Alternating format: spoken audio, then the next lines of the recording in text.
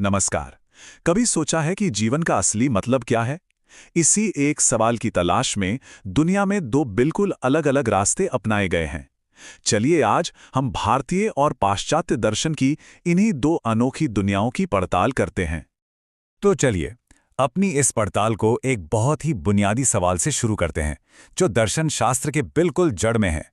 ज्ञान से प्रेम करने का आखिर असल मतलब क्या होता है? अच्छा, तो ये जो शब्द है फिलॉसफी, ये आया कहाँ से है? ये दरअसल ग्रीक भाषा से आया है। इसमें फिलो का मतलब है प्रेम और सोफिया का मतलब है ज्ञान। तो सीधा साधा मतलब हुआ ज्ञान से प्रेम। एक ऐसी खोज जो दिमाग से, तर्क से की जाती है। और वहीं दूसरी तरफ भारत में इसी खोज को दर्शन कहा जाता है। ये संस्कृत का शब्द है, जिसका मतलब सिर्फ जानना नहीं बल्कि देखना या अनुभव करना है। मतलब यहां बात सिर्फ जानने की नहीं बल्कि सच को सीधे सीधे अनुभव करने की है, उसे महसूस करने की है। तो एक तरफ है ज्ञान से प्रेम और दूसरी तरफ है सत्य का साक्षात्कार। तो रास्ते तो अलग अलग हो गए हैं ना, पर मजे की बात यह है कि दोनों ही परंपराएं उन बड़े बुनियादी सवालों से जूझती हैं जो हम सबके मन में कभी ना कभी तो उठते ही हैं।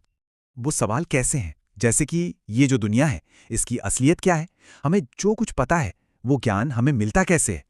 सही और गलत का फैसला कैसे होता है? एक बढ़िया आदर्श समाज कैसा होना चाहिए? और ये जो सुंदरता है, इसका मतलब क्या है? बस इन्हीं सवालों के जवाब ढूंढने का नाम ही तो दर्शन शास्त्र है। तो अब ये तो समझ आ गया कि सवाल कौन से हैं। अब चलिए ये देखते हैं कि भारतीय और पाश्चात्य दर्शन इन सवालों को सुलझाने के लिए कौन से दो अलग-अलग रास्ते अपनाते हैं। अगर इन दोनों को बहुत आसान शब्दों में समझना हो तो ऐसे सोच सकते हैं। भारतीय दर्शन जो है वो एक अंदर की यात्रा है, एक आंतरिक यात्रा जो आत्मा और चेतना की गहराइयों में उतरती है। और इसके ठीक उलट पाश्चात्य दर्शन एक बाहरी खोज है जो तर्क और विश्लेषण के जरिए इस दुनिया को समझना चाहता है। चलिए अब जरा और गहराई में उतरते हैं और देखते हैं कि इन दोनों दृष्टिकोणों के बीच मुख्य अंतर क्या-क्या हैं।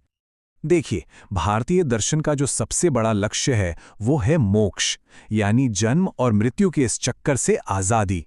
और इसका रास्ता अनुभव और ध्यान से होकर जाता है। वहीं पाश्चात्य दर्शन का फोकस किस पर है? उसका लक्ष्य है सत्य और इस भौतिक दुनिया को समझना, और इसके लिए वो तर्क और विज्ञान का सहारा लेता है। और ये फर्क सिर्फ लक्ष्य तक ही नहीं है बल्कि जीवन के उद्देश्य में भी दिखता है।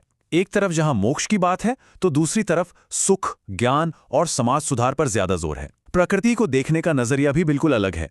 भारतीय दर्शन उसे चेतन यानी जीवित मानता है, जबकि पश्चिमी दर्शन उसे अक्सर एक मशीन की तरह देखता है। और जब बात आती है सही गलत की यानी नैतिकता की, तो एक तरफ कर्म का सिद्धांत है तो दूसरी तरफ सामाजिक नियम और तर्क काम करते हैं। अब जाहिर है इन परंपराओं को कई महान विचारकों ने शक्ल दी है। भारत में अगर देखें तो षड दर्शन यानी 6 मुख्य दर्शन हैं, जैसे सांख्य और योग, जिन्हें कपिल, पतंजलि और शंकराचार्य जैसे महान ऋषियों ने आगे बढ़ाया। और वहीं अगर पश्चिम की बात करें तो वहां प्लेटो और अरस्तू से लेकर कांट और नीत्शे जैसे बड़े बड़े विचारकों ने तर्क और विज्ञान की नींव रखी। तो इतना सब देखने के बाद आखिर हम कह क्या सकते हैं? सार क्या है इसका? चलिए समझते हैं। तो देखिए, जो सबसे बड़ा और मूल अंतर है वो ये है। भारतीय दर्शन की जो धुरी है वो आध्यात्मिक स्व है, यानी आत्मा, जबकि पाश्चात्य दर्शन का केंद्र तार्किक मन है। रास्ते अलग हैं लेकिन मंजिल एक ही है, सत्य की खोज।